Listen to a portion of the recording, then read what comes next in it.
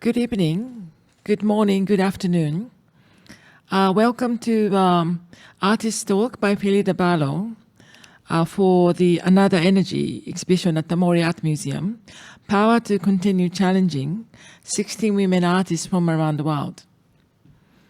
Unfortunately, the exhibition itself has been closed because of the state of emergency after we opened 3 days this show, but we are hoping that we can reopen the museum next week. But it has been a great journey to prepare this exhibition since few years with Martin Gilman, my co-curator for the show.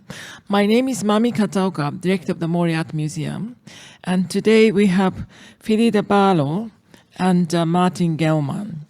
So at the beginning, we will have Phyllida to talk about the new piece in the show and then also in some of the genealogy of her past works since 1960s. Then Martin and I will keep asking different questions to Phyllida. Then we hope that we can take some of the questions at the very end through chat. So let me introduce the exhibition, Another Energy. We had been observing this very interesting phenomena that women artists of the longer career had been receiving the new acclaim in the last 10 years. And it made us realize that there had been so many super interesting artists which had been either overlooked or had been recognized only in a certain region or a country, but not internationally yet. And but those women artists somehow continue exploring their own path and curiosity, and never stopped.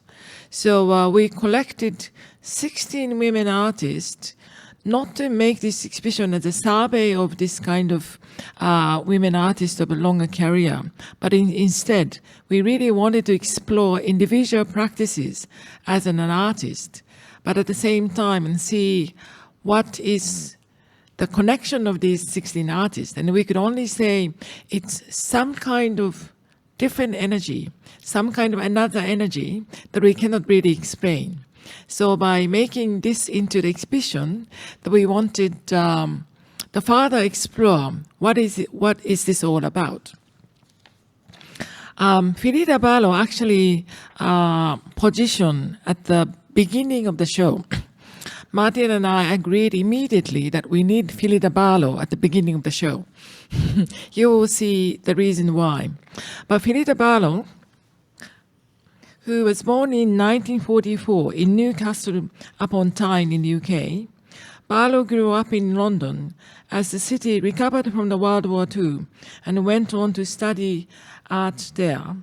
Working in painting and sculpture, she is concerned not only with the beauty of the surfaces and forms of materials, but their condition, state in terms of qualities such as time, mass, balance, and rhythm, and create sculpture works in state of transformation, often structures or forms seemingly on the verge of collapse or of standing upright.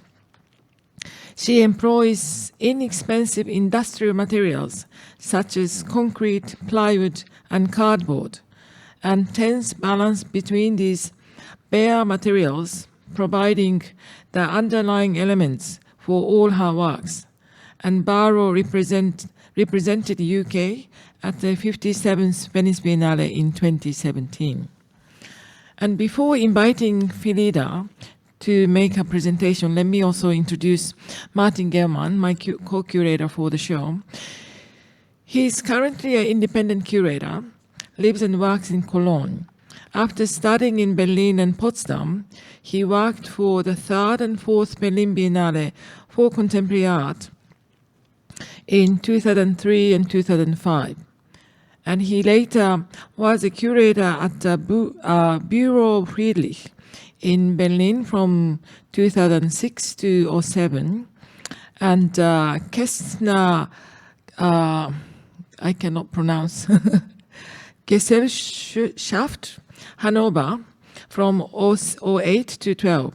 And from 2012 to 2019, he was the leading artistic department of SMAC Ghent as the senior curator, where he organized numerous collection groups and solo exhibitions, including important solo exhibition of Lily Dugery, who is in Another Energy show.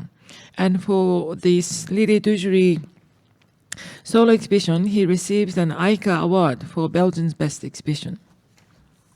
So let me welcome Phyllida Barlow to just talk about what she did for Another Energy and goes back to her history. Welcome, Phyllida. Welcome, and thank you for that introduction, and also, of course, for including me in this incredible exhibition. It's a great privilege and honor to be in Tokyo and incredibly exciting for me. Thank you. I want to begin by showing a PowerPoint of work that includes Undercover that's in the exhibition. I want to try and reveal to you my concerns about the language of sculpture, where I believe that the language of sculpture is not just about the object, about this thing called a sculpture, but it's about a condition. It's as much about the weather and time and gravity, and also about our sentient selves meeting a static form of some kind that may be not completely understandable, but something which we are almost forced to have a relationship with. So it's about the living flesh of ourselves versus the phenomena of the unknown. And for me, this is a very important part of my quest to try and understand sculptural language, where in a way it is a quest where I'm not particularly interested in finding a single answer, but maybe keeping that questioning of what is the language. I think for me, the undercover that I'm showing in this exhibition reveals several concerns. One of them is a very, very basic concern that the process of making sculpture is about a lack of logic. It's about an exploration of something that is not already in the world, and in a way differentiates itself very clearly from the things that we encounter in our daily lives that we can name: chair, table, house, door, street, etc., etc. The sculpture, in its kind of arrogance and its absurdity, can completely defy that and bring into the world something that is unnameable and maybe initially unrecognizable. And within that process, I'm interested in the exploration of something that is structural, that then argues in a way with what structures then hold up, whether that's the skeleton of our own bodies being the support for flesh, or whether it's enormous structures that we see in buildings around, almost at the most exciting stage when you see cranes and huge steel structures going up, and then you find they're clad with glass and cement, and somehow that the beauty of those extraordinary structural engineering efforts all get concealed with usually quite familiar claddings. I'm interested in the relationship between structure and the surface that that is supported by those structures, and where the two relate and where they seem to depart and cause maybe a fragility and an unease. With Undercover for this exhibition, I was very generously offered the foyer downstairs where the escalators come up, but it just became technically too difficult regarding health and safety. So I was then also very generously given this wonderful first gallery, and I had to change the work a bit in a way to make it more sculptural and less environmental. So my intention was to explore something that I'm very interested in, which is the interior space that a sculpture can offer, and then how that interior space begins as one thing at the front, but by the time you've walked around it, it's opened up into something else. And in this case, I wanted, I think, something about the fabric. For me, all those materials like fabric, paper, materials that can be squashed and pulled and pushed, all go back to my use of clay. And I wanted that very, very free form on the top of the work, in contrast to all the supporting structures underneath. And I wanted these baubles, these large colored spheres, to in a way indicate a kind of weight and a sort of impermanence about the work in their arrangement, that these aren't, they're fixed, but they're not, whether they're absolutely right or not is another matter. I think there's something about the unfinished gesture in sculpture that really excites me. Maybe it's a kind of rebellion against perfectionism. I don't know. I know I'm very obsessive, but I also know I'm not a perfectionist. But so maybe we could have the next slide. So this is the back of the work, where for me it's a completely different work. We're now underneath it instead of seeing the top of it. So we're seeing the most vulnerable part of it, like the underbelly of something that, you know, we might see certainly through the sort of war-torn images that we have to encounter every day from wherever it might be, Syria or the Yemen or now Palestine, that state of something being wrecked where people's homes are exposed in their most vulnerable ways, and also how that corresponds with the way nature in its fury can cause, as you know only too well in Japan, cause such devastation. But there's a great difference between human intent and nature's lack of intent. Nature just does what it has to do.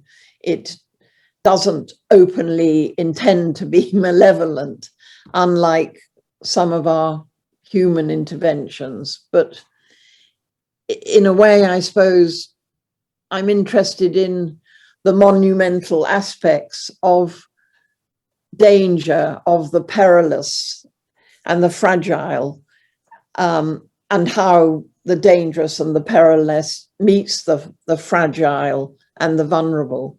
So that was very much my intention with this Undercover, that it would be a kind of very bold opening to this extraordinary exhibition of 16 female artists, that it would, in a way, have something about strength, but also something about immense vulnerability.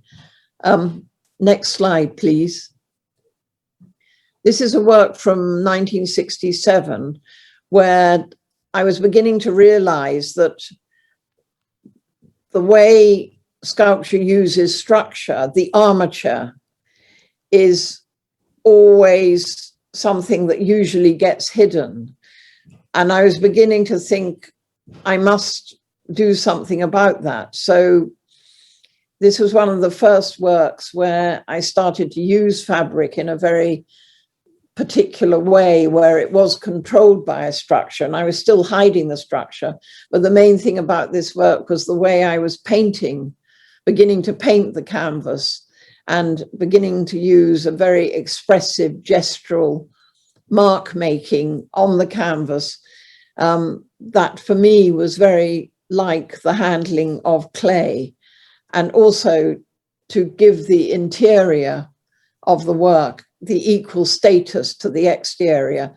So with undercover, the inside and the underneath are as important as the top surface. How the work actually collapses into becoming a kind of ceiling underneath is as important of all the activity on the top. And with this work, it was one of a few where I was trying to make the insides and the outsides all very active, with very simple gestures of throwing painted canvas over a very, very simple structure. But I knew at the back of my mind, I really wanted to show the structure as well. So this became a kind of conflict between the structural elements being very literally supports, and a need to also open them up and for them to be seeing. Next slide, please.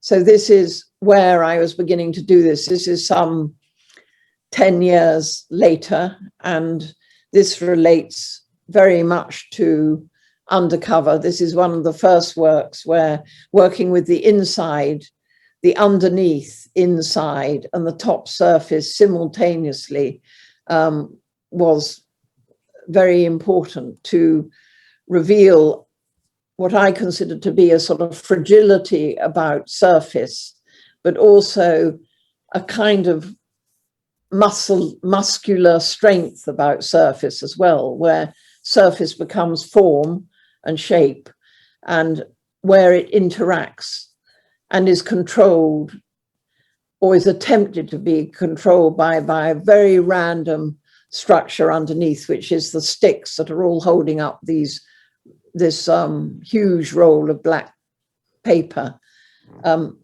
Next slide, please. I just wanted to show another way in which I was showing, using fabric as a kind of random heap. Just what was important about this was throwing the sculpture on the top of this house-like, cabin-like structure, which itself was built in a very random way with painted panels, and then just having this, so it almost acted as a plinth for placing this huge pile of different fabrics on top. I've just shown this slide because I think the action of throwing and just allowing things to land where they've got to land is something that I find sort of very exciting about working with fabric, and then also being able to reciprocate that with paint as well. But this work, you could look in through the slats and the gaps in the structure below the fabric. So there's a kind of anomaly or something that's not quite right about this work in that nothing is a final solution to it. The fabric is almost illogically placed there, as one might dump sort of discarded things on the street. It's very informal compared with the formal structure of the colored panels below. Next slide, please. And here, this is something that I'm always excited about when offered a venue, is whether the sculpture can be seen from above, and so that a sculpture has many different points of view. So this was the entrance to this work with these big blocks of polystyrene that are then encased in colored fabric. This is a much more formal way of using fabric, but the whole point of this was to have this underneath view and then looking up to what and why these blocks are covered, and then having a view from above. Next slide, please. Yes, so this is the same work, but seen from the balcony upstairs. And for me, it's a completely different work. It's become a landscape. And I think it's, again, for me, trying to make two aspects of architecture meet: the sculptural architecture of the work and then the very didactic architecture of the building, to bring those two things in very close contact, and to be also to have this reveal of something that has a very, very clear role of something that's underneath, and an equally demanding role as being seen from the top. Next slide, please. And this is very much the same. So if we go, so this is very much how this work was seen from the front. It's a very steep slope, which you can't quite see here. So in the bottom left-hand corner, it's very, very low to the ground.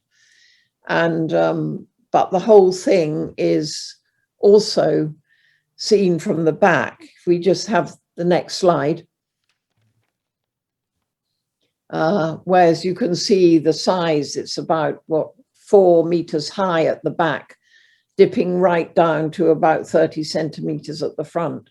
And again, this was this exploration into something where a surface reveals itself in two very different conditions and makes the whole experience of the interior space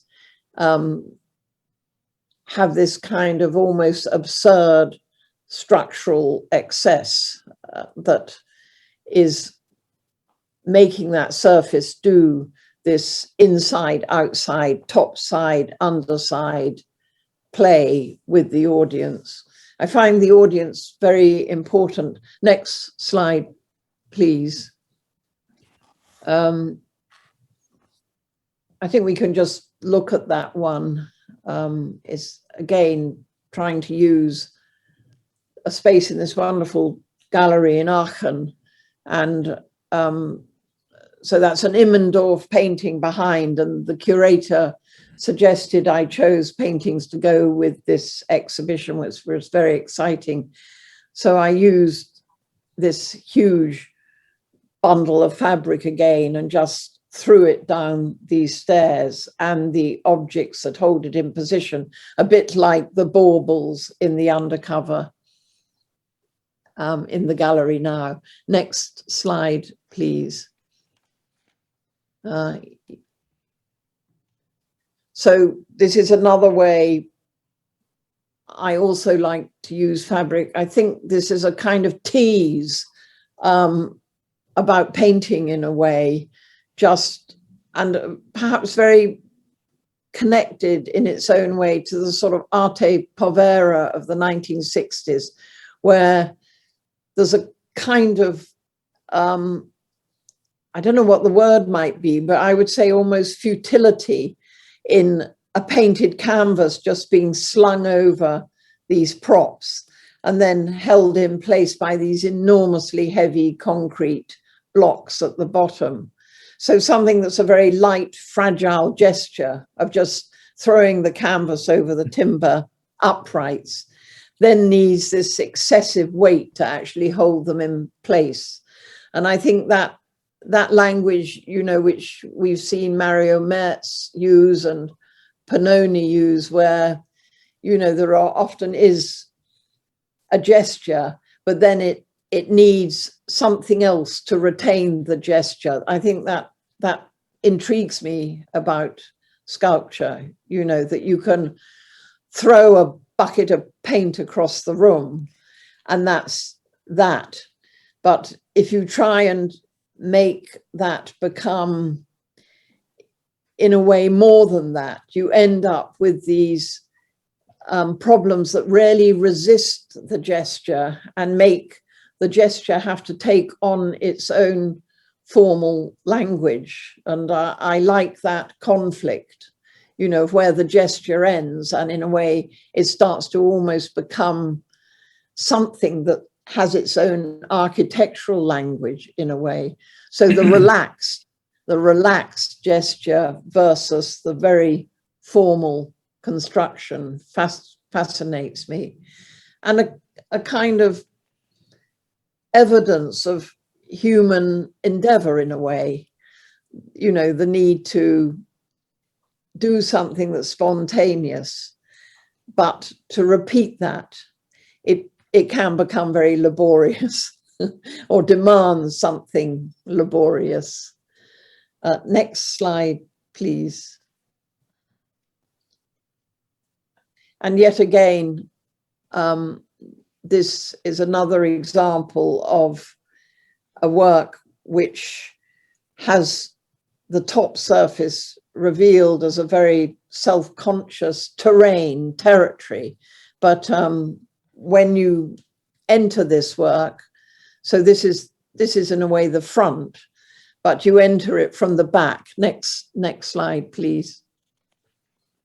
And so this is where this work is entered. So you enter it right underneath it, like it's almost a cave-like experience. And I think this work is very connected to maybe notions of earth and terrain and what that is. Of course, it's none of those things, which brings me to the whole idea of pretense, things pretending to be. And maybe that's another aspect of sculpture that I'm absolutely fascinated by, is its theatricality and its pretending to be something when it clearly isn't. And in my case, then making the pretense out of incredibly heavy, strong materials like cement and timber and lots of paint, quite a lot of labor, intense labor involved to make something that has its own theatrical temporariness in a way. And that's where, for me, the audience is very important, because how I like to use the space and then involve the audience in that is something that very much happens at the installation stage. Thank you very much. I think you have one last slide. Oh, do I? Yeah. Oh, it's From Haus der Kunst. okay. Yeah. Very colorful flag-like work. Oh, yes. Yes.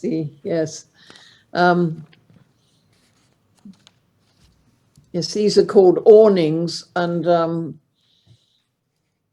they're based on a form that I like very much, the sort of triangular wedge-shaped form that I find quite aggressive, but also that contrasted with, again, the very controlled gesture of folding the fabric over this form. So trying to make the language of structure in a way collaborate with something as kind of light and non-structural, like fabric, bringing these two things together and allowing the fabric in a way to do its own thing because of how it's made to fold over these very rigid cement and steel forms that come out from the wall by about, one of them's 5 meters long. So they really are incredibly architectural in the space, but also in some ways anti-architectural. Again, an audience can walk under these. So to me, that sense of there being 3 components to an exhibition, the space itself, which I see as a kind of material, and a material that involves gravity and height, and then the audience, and then the work.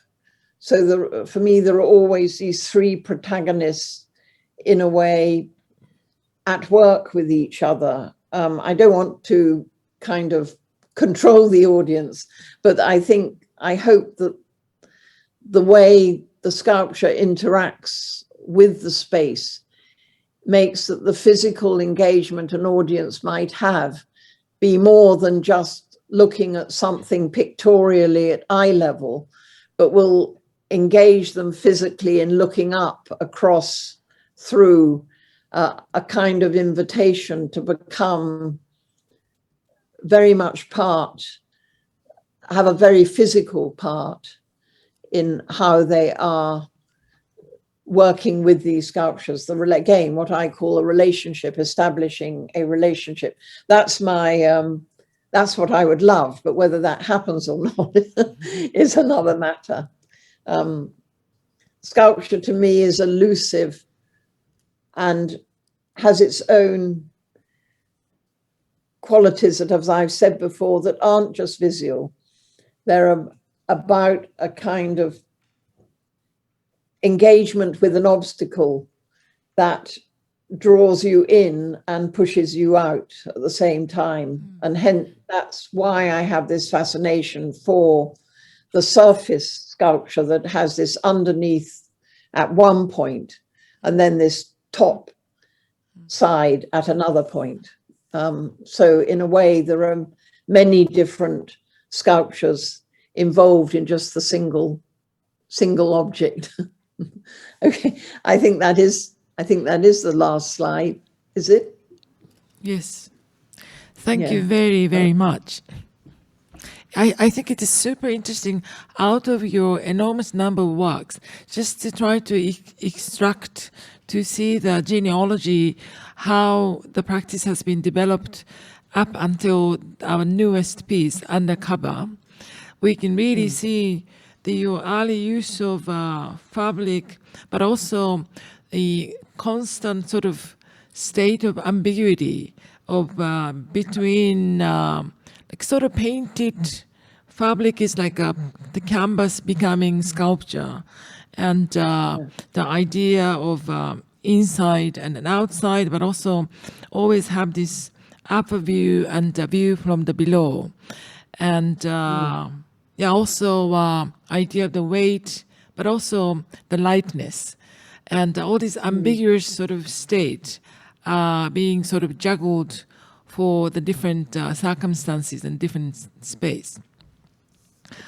So it's been fascinating just to listen to and also look through these genealogies. But I think Martin is eager to ask you questions. Thank you, Mami.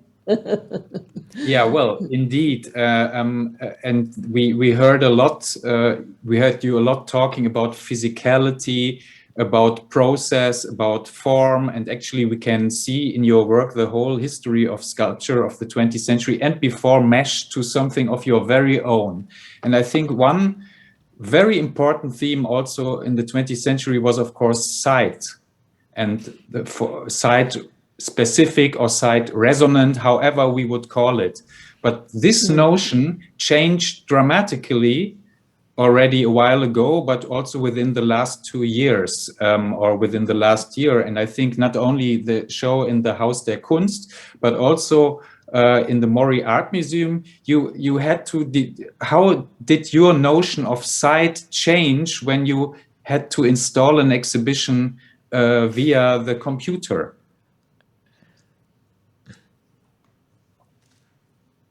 I think what it made me think about was the role of directing, and also could works, I don't know how to put this, could there be an opportunity where if the direction was of a certain kind, could a work just be allowed to accommodate that, and for there not to be necessarily an exact way in which obsessively had to be got right? You know, would the gesture of throwing the fabric onto the main roof structure, could that be actually something that really was allowed to happen, and that would be it, rather than as it was with the Zoom calls, I was saying, no, pull it up a bit, push it down, you know, and trying to get it visually right, and then thinking about it afterwards and thinking, actually, what I should have been prepared to do is to do the throwing the bucket of paint thing across the gallery, where I would have just said to your incredible team, very, very patient team at the Mori Museum, just throw it on, and that would have been the work. And the reason I showed that quite odd sculpture, which is like a house with the stuff just piled on the top of it, that's exactly what I did there. You know, there was no arranging and tweaking. Can you hear me still? Yes. Yeah. Yeah, sorry, I just got a message up saying my internet was unstable, but then, okay. Yeah, so I think I learned a lot from these Zoom meetings about, would it be possible to almost make a work where it was a succession of instructions, a bit like, you know, there are some works now that are sold where there is just a specification manual. You know, I'm thinking of, do you know Richard Wilson's oil tank piece? Does this mean? Yeah. You know, I think I know it's an old piece now, but I think it can be made just from a very well-written documentation of specifications about how to set up this work in almost any space. And I think that's something that I've thought about with these Zoom meetings.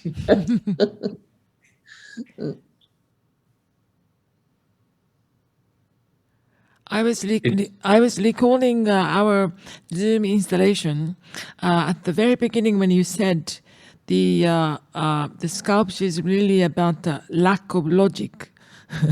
Yeah. And because our team really kept asking you and your studio to submit structurally sort of engineered drawing and then also procedure and then all the plan in advance to the installation so that we can prepare well. But yeah, in the end, I think it's interesting sort of, again, ambiguity of logical planning and intuition on site in a space. So I think we did really well in a way that we didn't prepare too much, and just went on to the sort of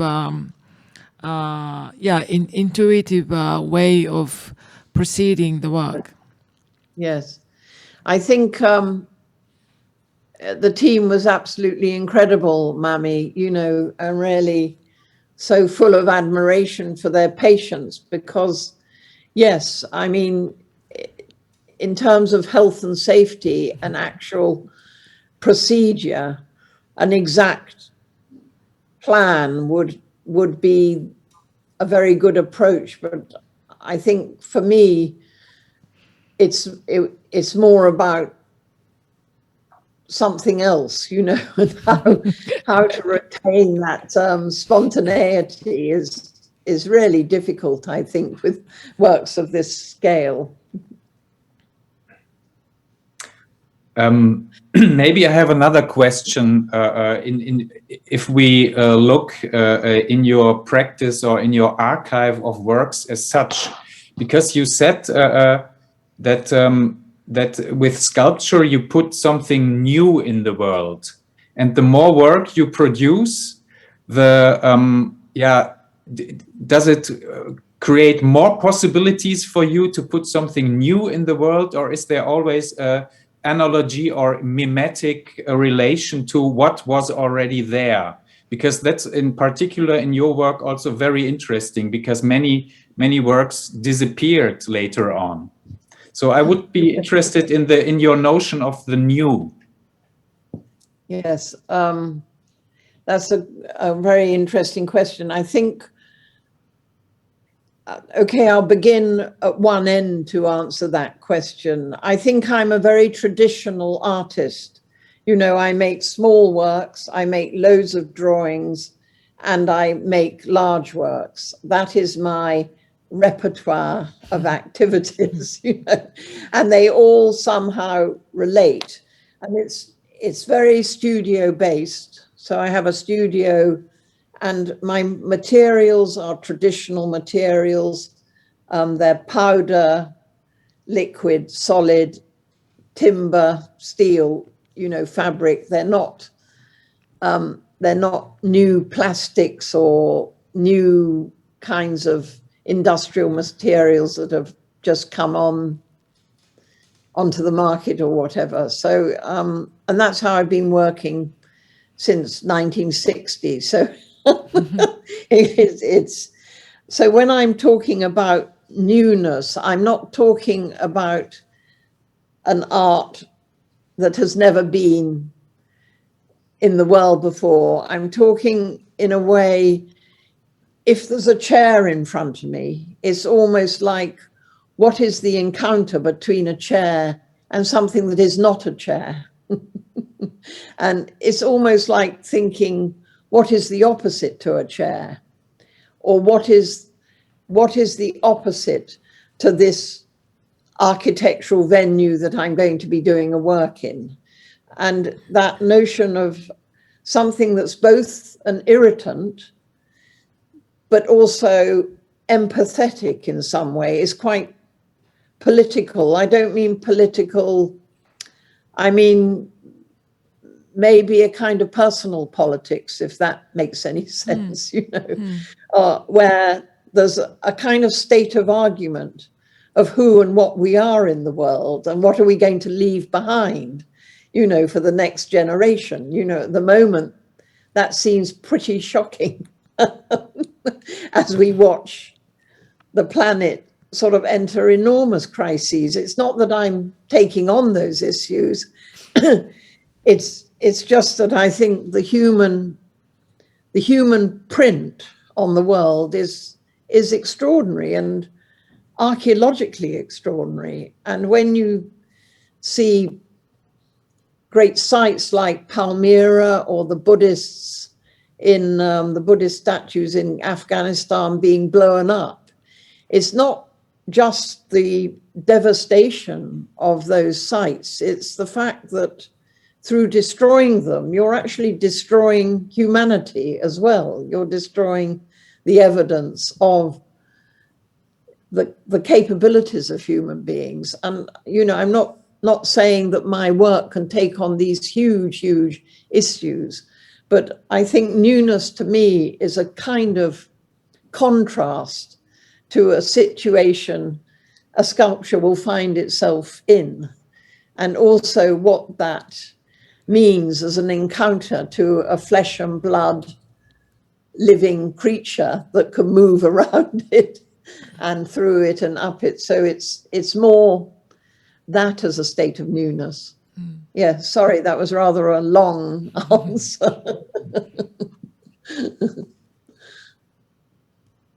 No, that was a very, very, very interesting answer, in fact, because it shows how you how the environmental aspect is always present in your work, actually from the beginning, and changed its appearance.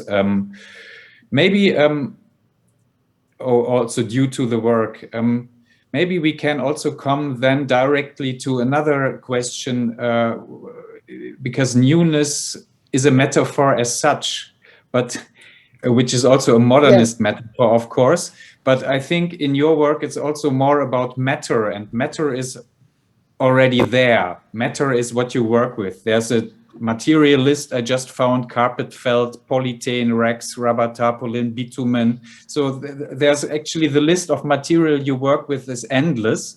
But I would be interested in how you balance this the conflict between, or the relation between, metaphor and matter in your work. Also, if we think about the titles you use.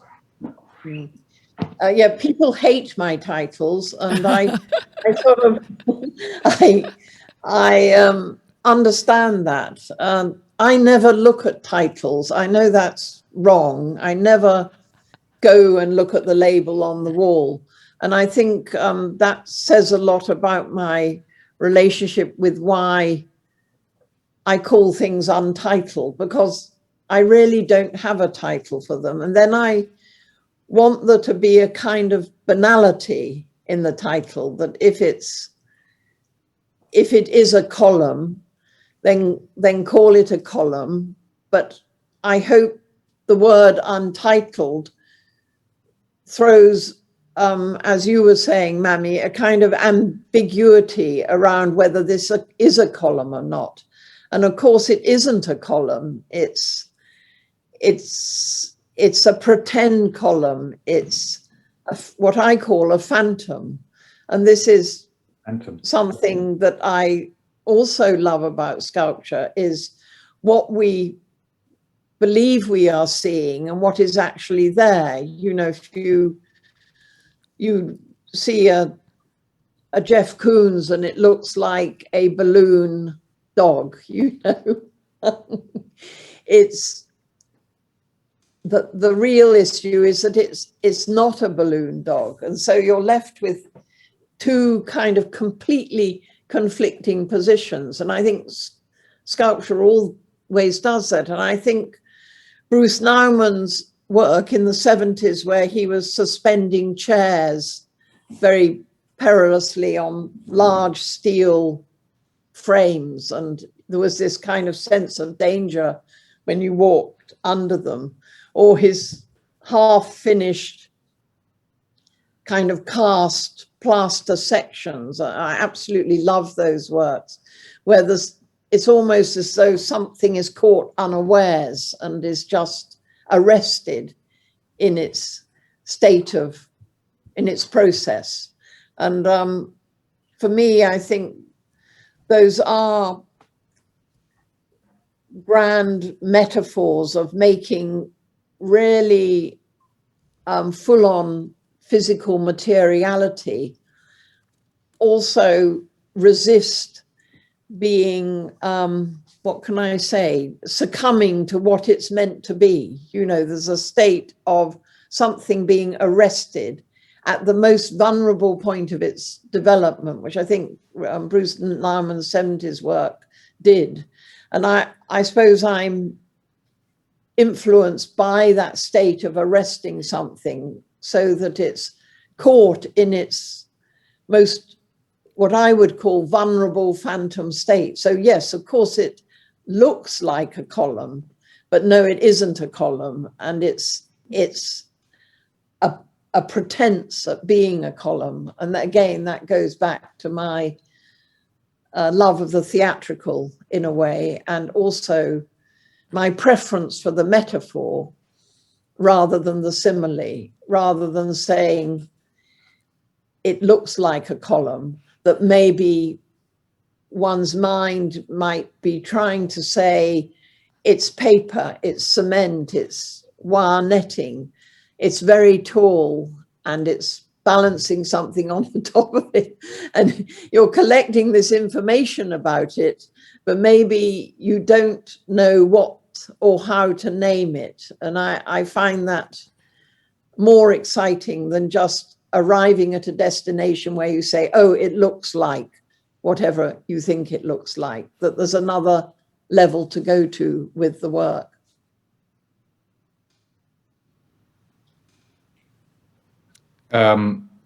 So if Mami doesn't have a question, I would have maybe one more, because what role plays humor in your work?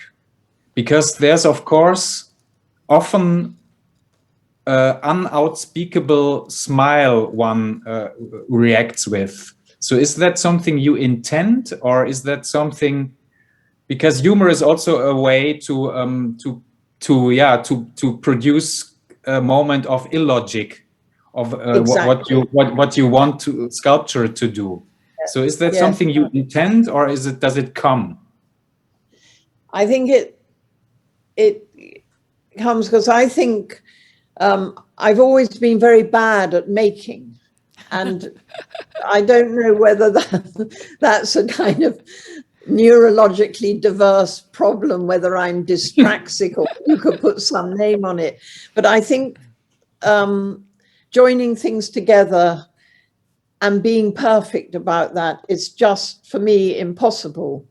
So when I was making these early works that I didn't show, but which we talked about earlier, where I was wrapping tape around my hand and then removing this huge bundle of tape off my hand, it was somehow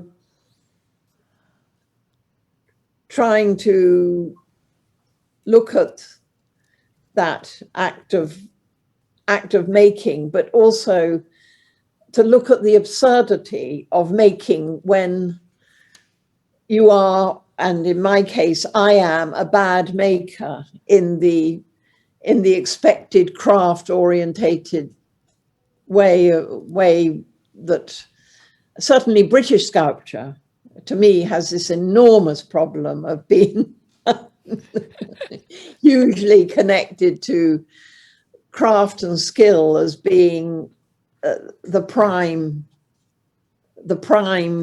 important quality. Not so much now, but certainly when I was a student, you know, it was, I mean, I love Barbara Hepworth's work now, and I love early Henry Moore, but I really just couldn't look at it when I was a young student, you know, because of this shiny craft emphasis that really perturbed me, especially when, you know, you knew that things were going on in Europe that were, and in Japan, you know, the Gutai movement, where there was this tremendous energy to find other ways of activating the creative self, you know, not through very learned processes. But mind you, I'm extremely grateful for all the processes I did learn at art school in a very old-fashioned way, because they enabled me to be very independent. But I also knew I was not particularly good at them, you know, and had to find other ways of making that would do as well as those craft techniques. So the absurdity came out of being a bit like, you know, Buster Keaton or some of these slapstick Laurel and Hardy, you know, do you know who I mean by them? These black and white film comedians, yes. you know, where there are always mistakes. You know, they cut timber in half and, you know, they fall on the floor and paintbrushes get stuck to their faces and things. I think, yes, I think there is an element where I feel that I'm that kind of maker. Yeah. I think Yeah. that, If you, yeah. Sorry, Mami, please go ahead. I think I wanted to go back to the one question before, actually, when Phyllida was talking about theatricality and theatrical temporaliness. Because this undercover piece is quite overwhelmingly sort of dominating the space that we prepared for you. And someone came into the gallery space and he said, oh, this artist needed more space because the space is too big for the space is too small for this piece. Yes. So yes, I said if we had given bigger space, she had probably made the even bigger piece. So I was just wanted to ask you That's very your interesting. relationship with the space, and you also talked about the position of the audience. But how do you sort of make a decision of the use of the space, and how do you sort of incorporate the volume of the space into the relationship with the work itself? I think, oddly enough, these works are not site-specific, going back to Martin's point about site specificity. I don't see Undercover as being site-specific, but the trigger for making this work in the gallery as opposed to in the foyer was to change quite a lot about it so that when you come in, it's quite low. I think it's 2 meters high when you enter it and 5 meters at the back as you go round it, which was very much measurements that depended on the measurements of the space. And it's interesting that your visitor said this, because in a way, when I move some of these works to new spaces and they're no longer dependent on those original measurements, they become very, very different works. And I think that, for me, also offers this flexibility about sculpture, you know, where even though things are made in incredibly rigorous structural way with steel and very well controlled timber lengths and everything, there's actually a kind of flexibility about what its actual status of the object is. And I think certainly in Venice and certainly at the Tate and now with the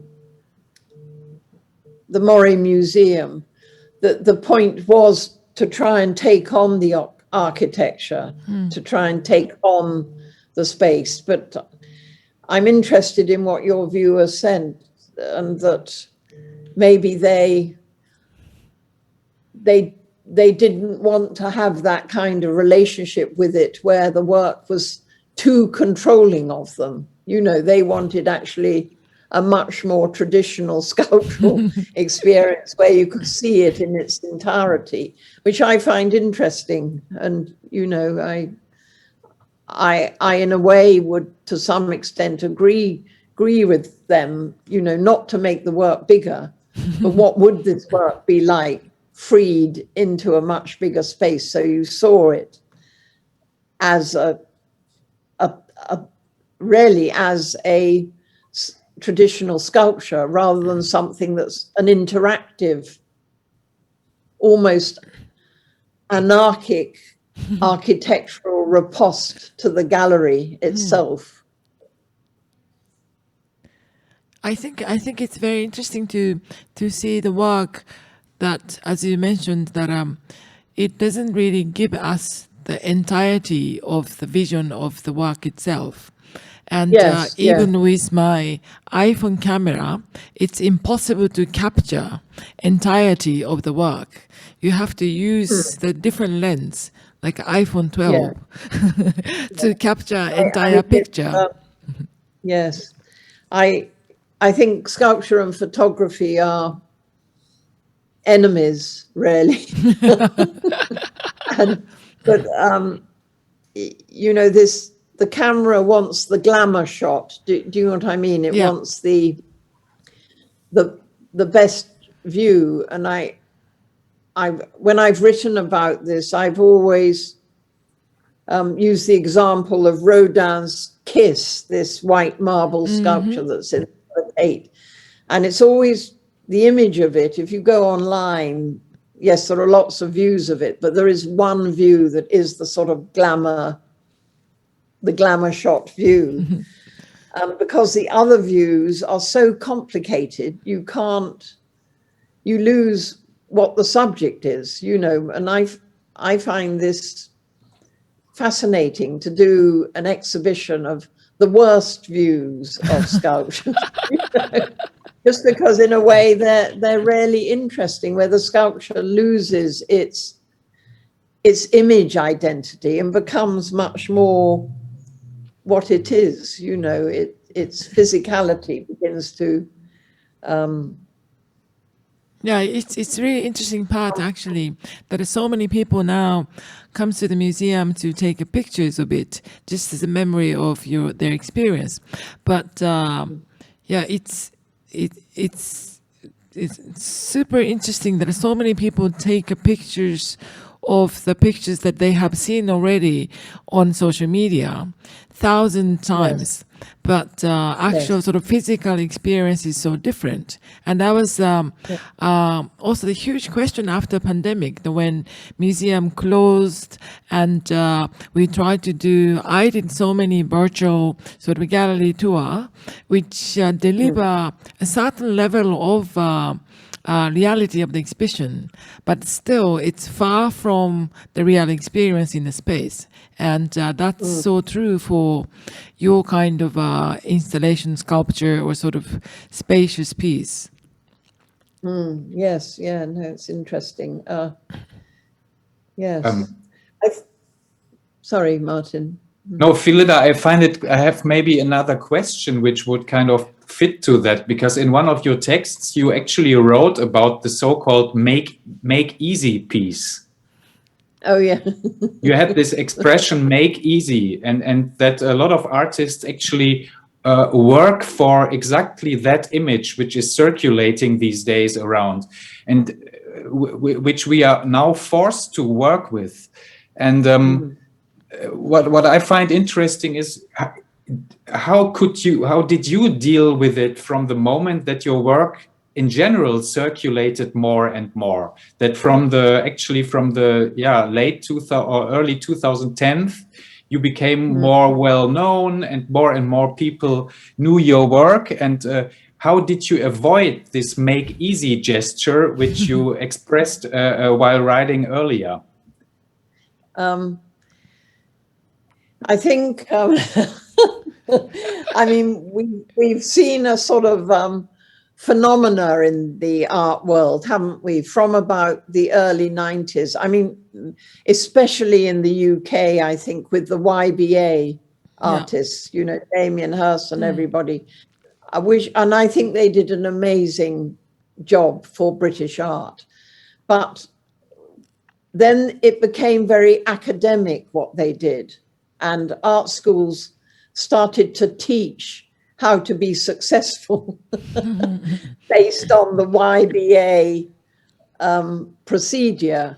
And I think that was quite, and is, and still is, quite shocking in its impact on young and emerging artists, you know. But when I joined up with Hauser and Wirth, I was already in my mid-60s, you know, and it was too late to be overwhelmed by a big gallery.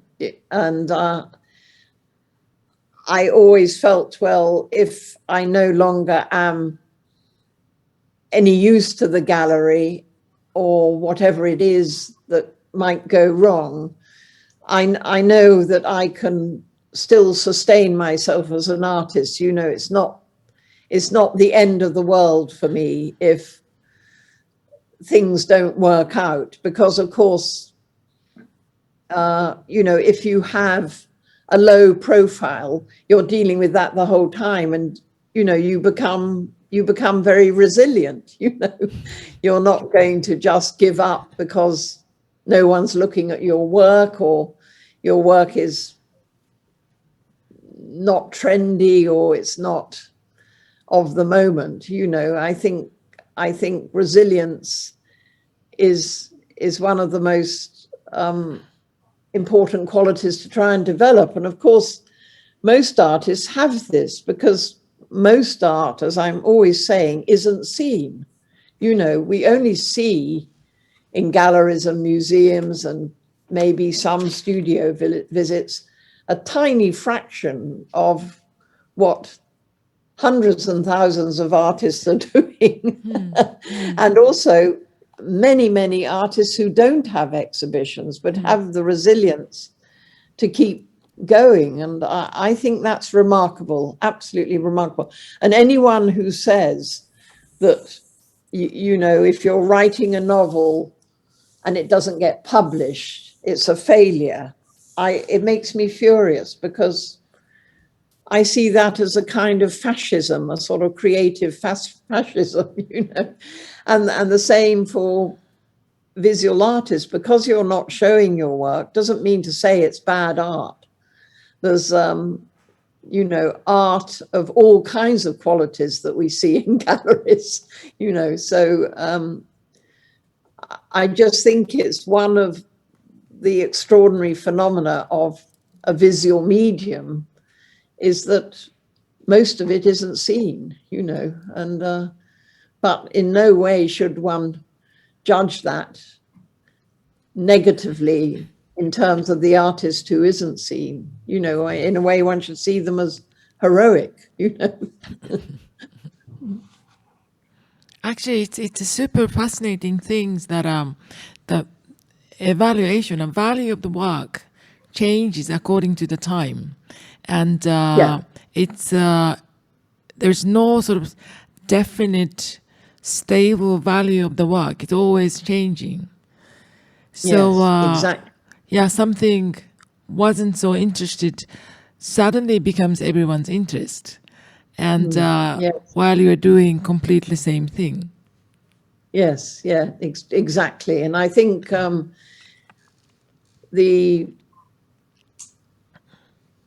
I think identity politics has been very important, and I think it's counteracted the sort of rigidity of modernism, and maybe the flow of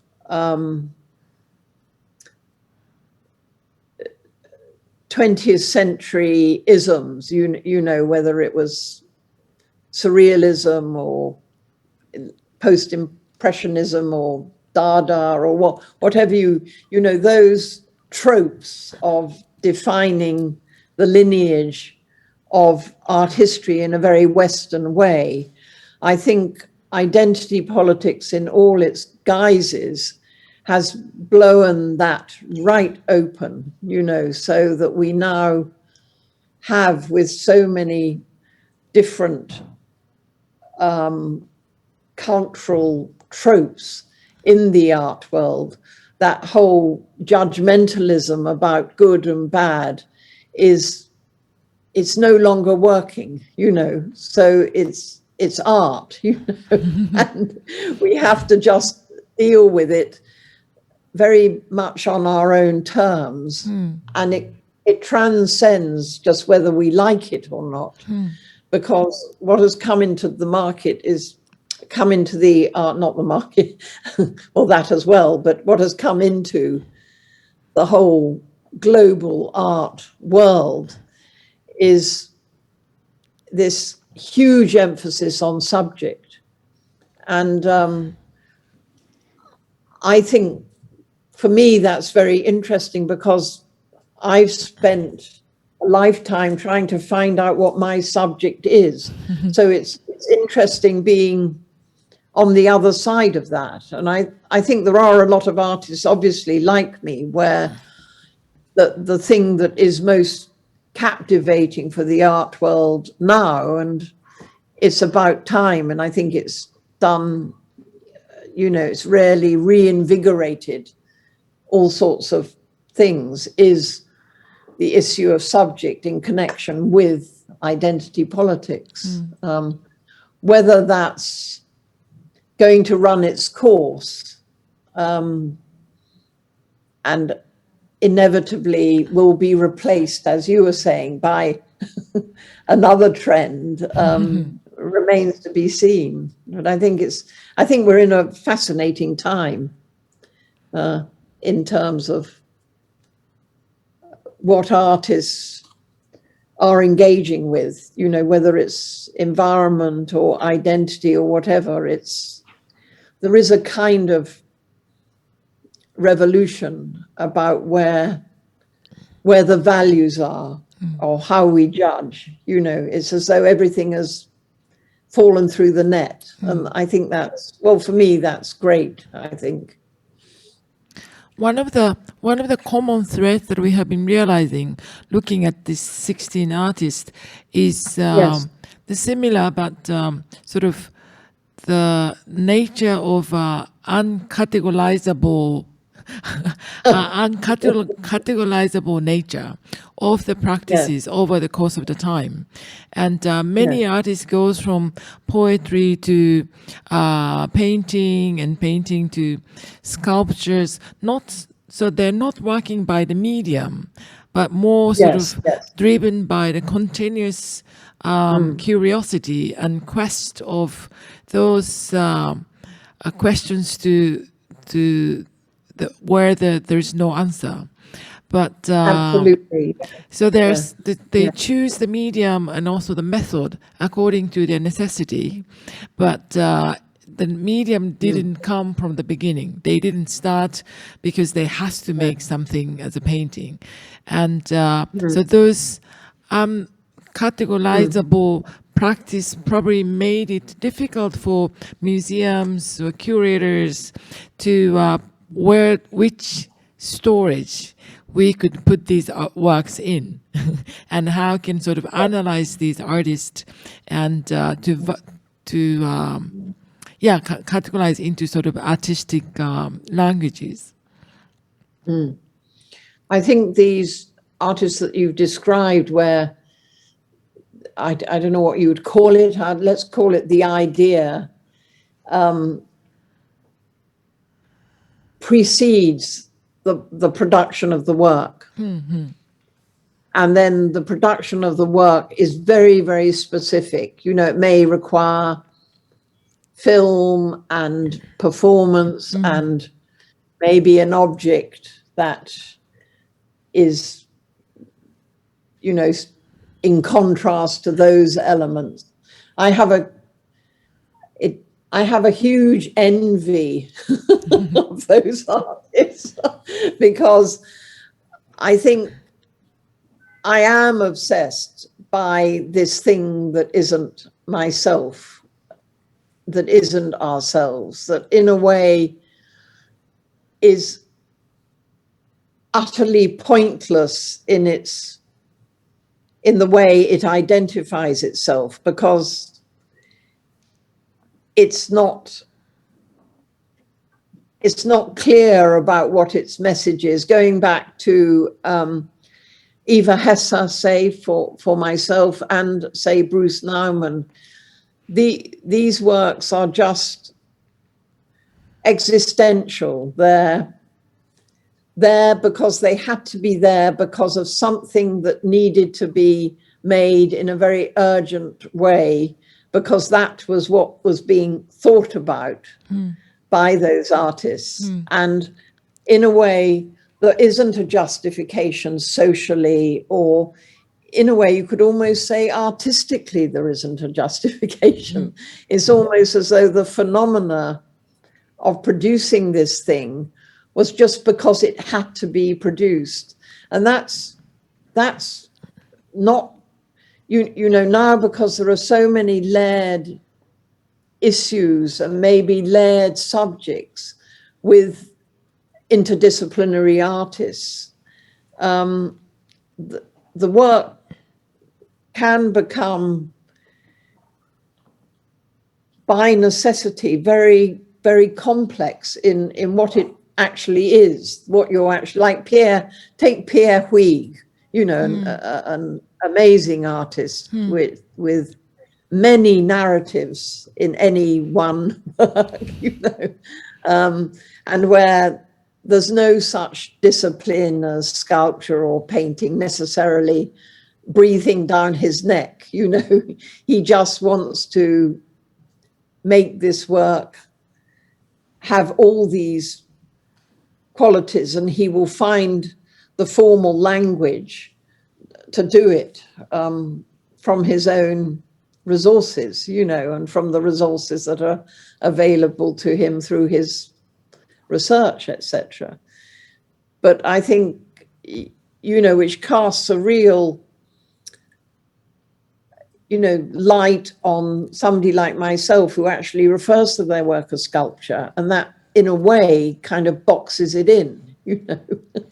And I enjoy the fact that for me with sculpture, there are numerous elements at work, both of the living human viewer or whoever it might be, and the staticness of the thing itself, and how these two performative elements, are they going to find a relationship, or are there going to be irritants and things that are problematic as your viewer found, you know, and what are they? Because those are, to me, equally as important as somebody saying they like it, full stop. In fact, it's probably more important. But I think the way the ideal viewer with a Pierre Huyghe, like the Documenta work, was that the work with the pink dog in it? I think it was, yeah, incredible work. And then there was another work somewhere else.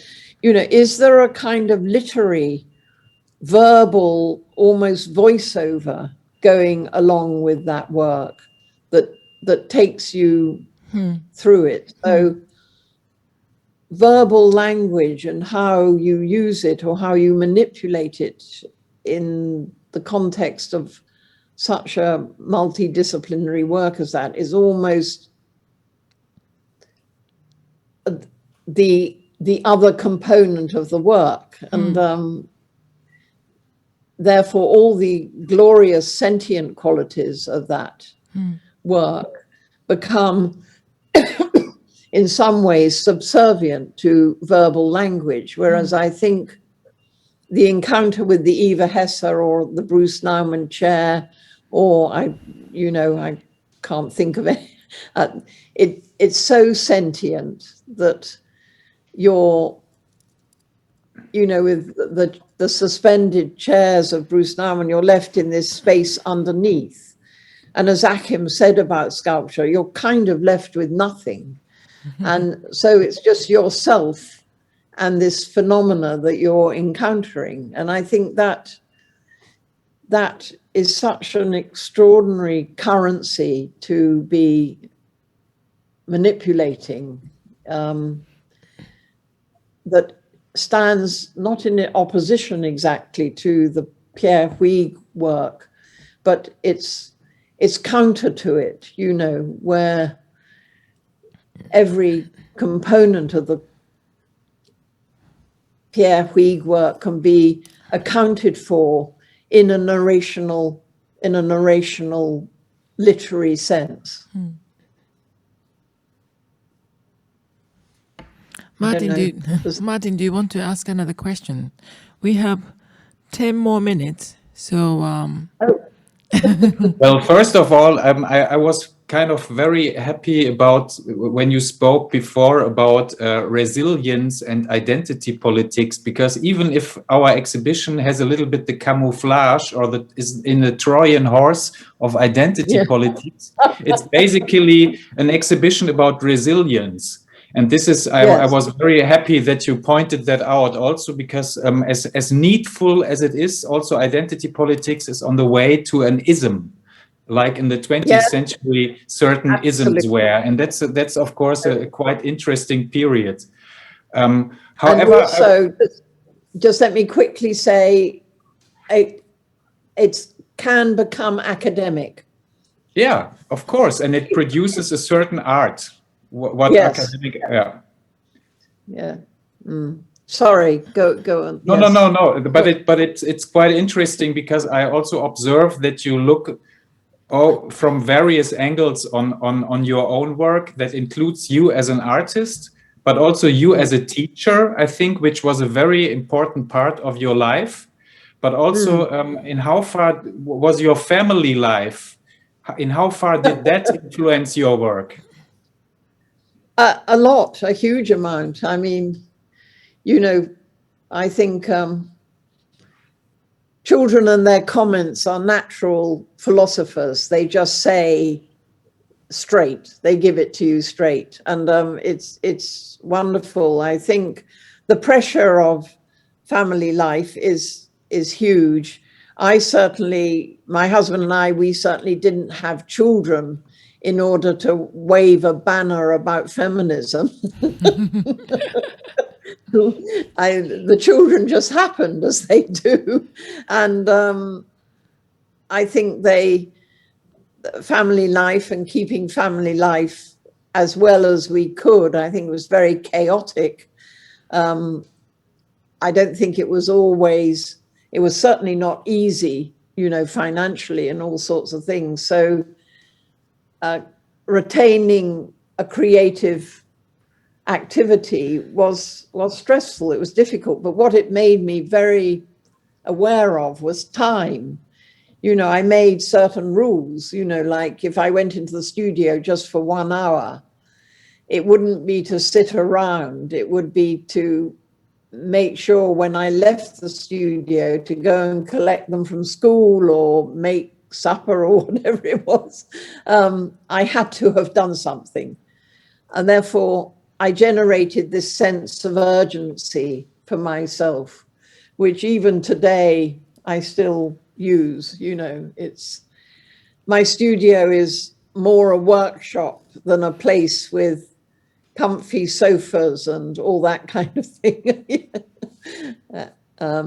Yes, so I think the two things of family life and a creative life are in a way incompatible. And I don't mean that as a cruel statement. I just mean how they become distinctive, how you have the time to be really considerate and loving to your family, but also trying to be absolutely focused on an intention, a creative intention. They are just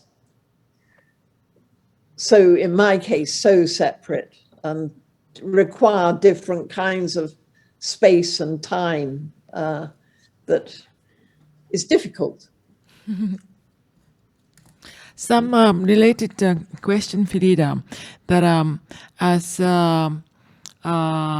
identity politics kind of exhibition, I was just wondering how much that being a woman had meaning during your practice.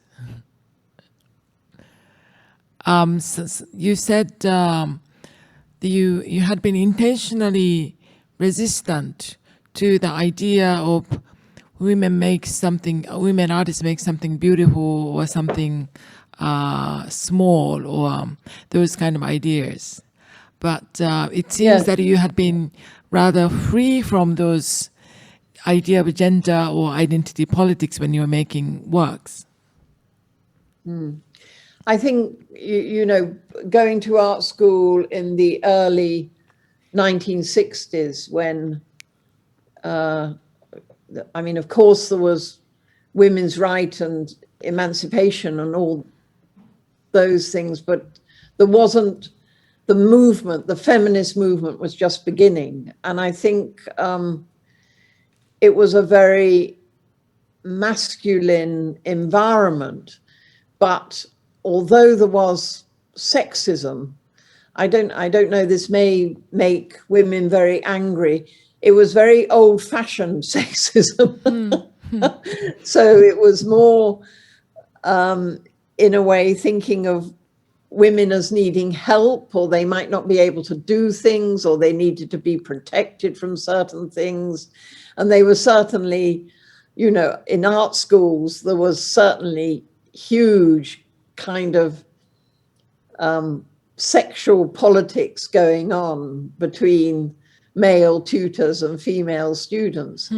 But I think when feminism really kicked off in the late 60s and early 70s, I actually felt quite alienated to some of the more aggressive forms of it, because it seemed to be so much about, and it's interesting thinking of identity politics now, it was so very, very anti-men, you know, it's very sort of simplistic.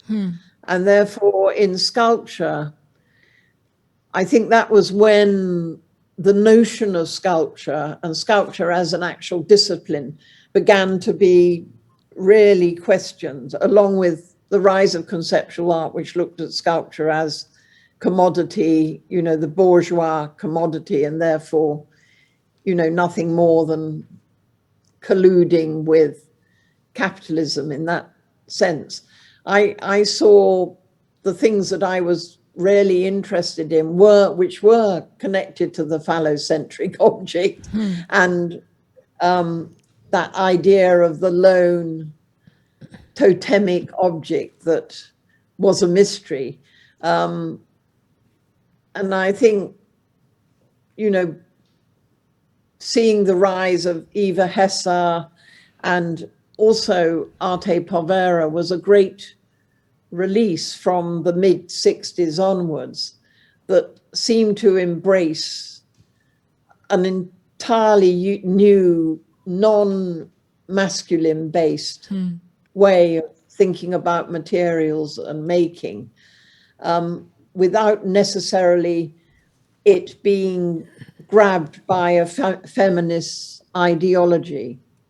So for me, that was a real way forward, you know, that also accommodated my bad making, etc.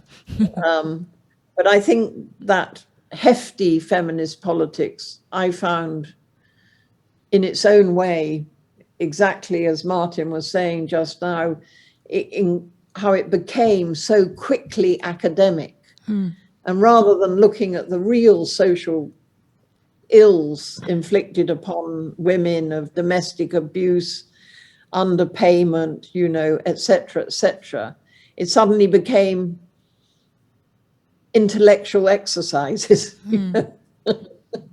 And I'm oversimplifying it, but that was my experience. Yeah, I think, yeah, that's also relates to probably my feeling and then Martin's feeling that once, if we consider feminism as something really too simple, then it doesn't really glow in a positive direction.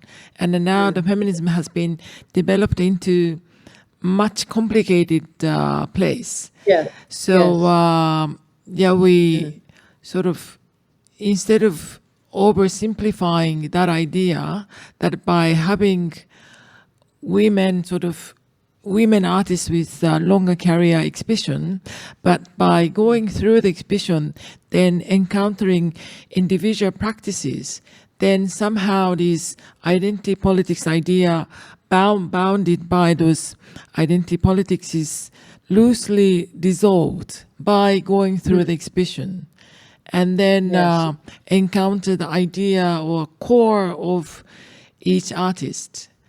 And that's somehow we wanted to call it another energy that we couldn't really describe. I think that's brilliant. Yes, yeah, really brilliant, that, because it's quite a perplexing title, and it's interesting that the word isn't alternative energy, but it's another energy, and I think it's great that it isn't that, but it connects to all sorts of things, including in the environment, you know, and I think in that way it's a really clever title, because it looks at how you constrain something in order to release it, you know, and whether that's through solar energy or through wave energy in the sea, but applying it to a kind of female spirit, I think is fantastic as well. And we clearly see the resilience throughout the show.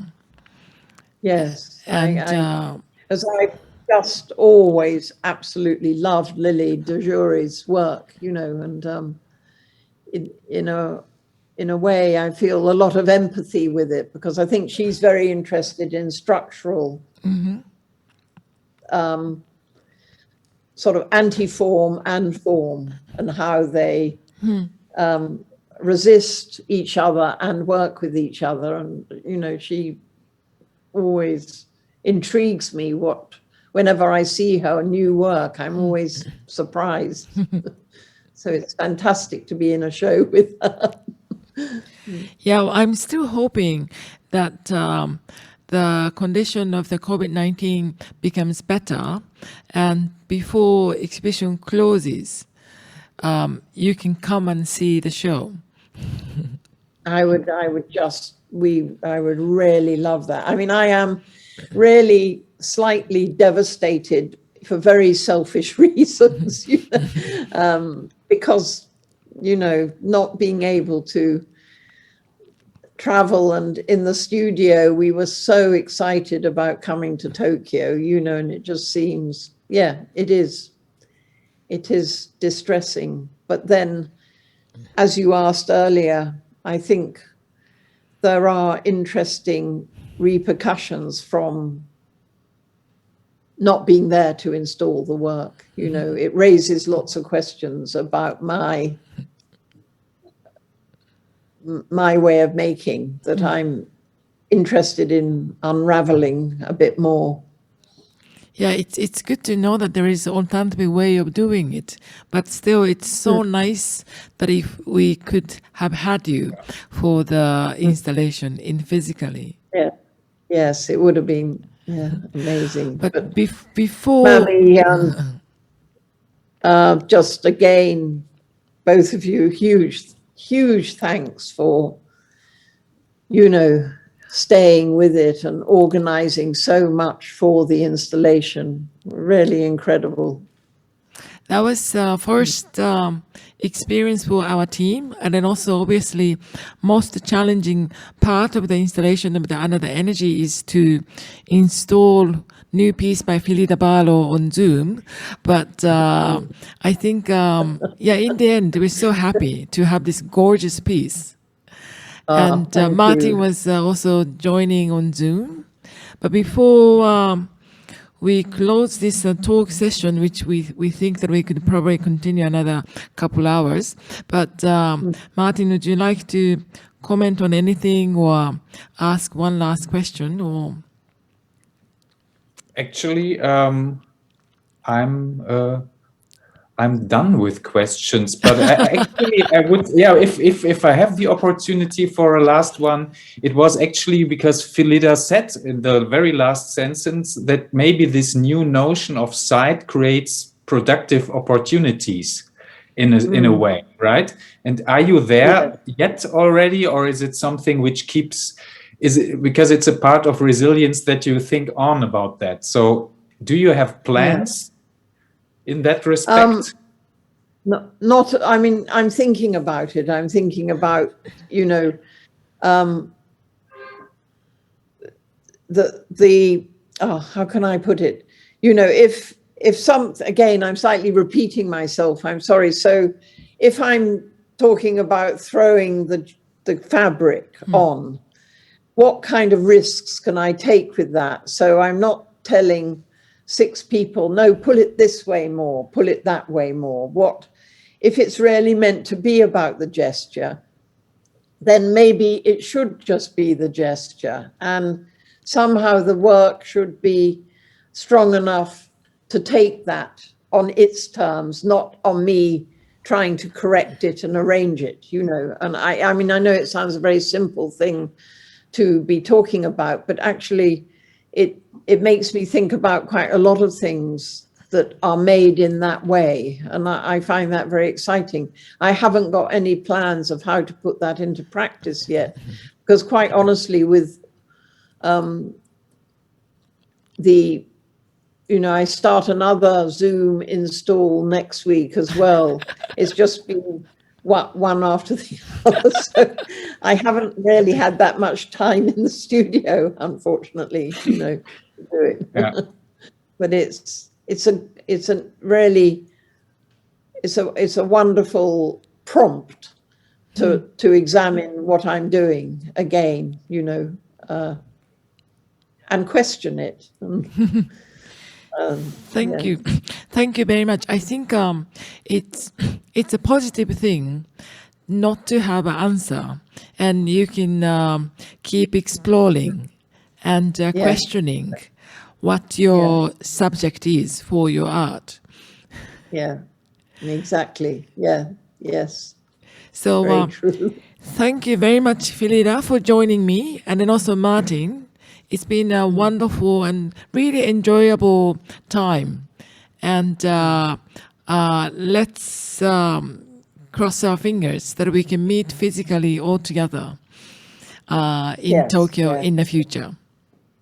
Yeah. Yes. Thank Absolutely. you both very much. Yeah. Thank you very much. Thank you, Phyllida. Thank you, Mami. Yeah. Bye now. Bye bye. See you again.